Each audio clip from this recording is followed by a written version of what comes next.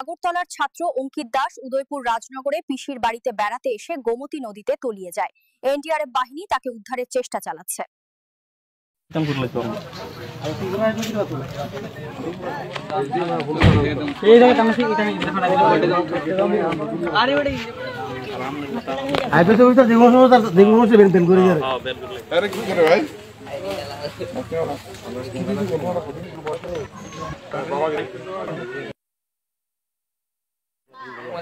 পুরা একদম কি হয়েছে না আরে আমরা এবার গেছি আমার নৌকা একটু ঠিক করবো আর কি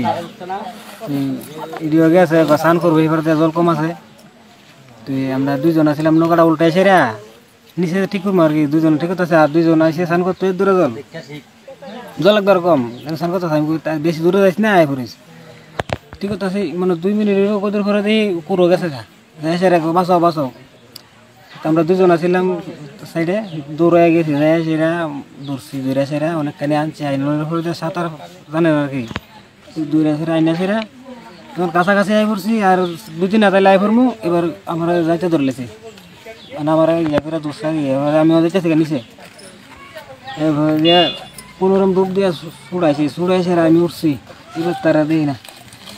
এবার আমি আর শ্বাসও ডাক্তারি না শক্তিও নাই গাও আই বসে সাইডে এবার যখন একটু জিরাইতেছি আর দিই না এবার কত করে দেখছি আবার পাইছি অনেকখানি দূরে যায় তাতে করে আবার নৌকা ছিল নৌকা 2-3 জনের নামাইছি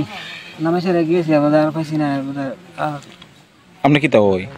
আমার সমুদ্র খোলা বাড়ি কোনখানে বিশালগড় বয়স কেমন হবো বয়স 16 না 17 জানি কি নাম জানেন অঙ্কিত দাস